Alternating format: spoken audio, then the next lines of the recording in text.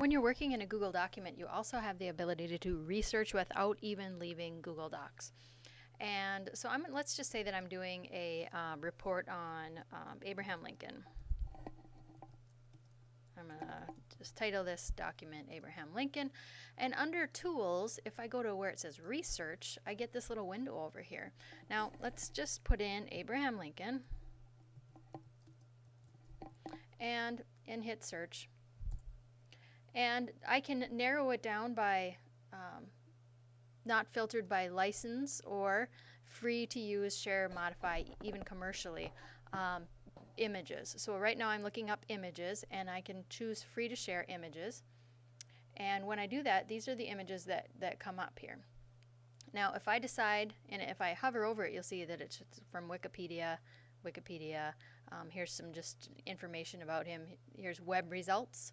And so I have all of these options. Now if I take this picture and I drag it into my report, you can see the little number 1 shows up over next to it. Down at the bottom, it gives a link to the actual image URL where this particular picture was taken from. So it's kind of keeping track of your sources for you, which is kind of handy.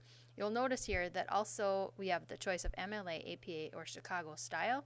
So let's just say that we're going to grab some information here. Let me scroll down here, and let's find some information. Here's some information from the White House. That seems like a fairly reliable source. Now I can click preview, and I get just a little preview of what that actual web page looks like. And if I want to, I can click on it right here, and it will open it up in a separate window. So let's say that I'm going to read through here, and I'm going to use this quote that he has here. And let's get the actual quote. I'm going to copy it, and I'm going to bring it back in here and paste it in there. So I want to use that quote somewhere in my paper. Now, right next to where the quote has landed, if I go back here to this White House one and I do cite, it will give me the little number up there, and down in the citations it gives me the MLA style of citation from that particular web page. So that's pretty handy.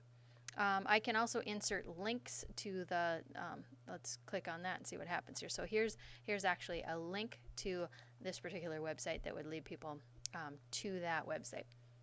So that's just some handy ways that you can actually use Google Docs to do some research.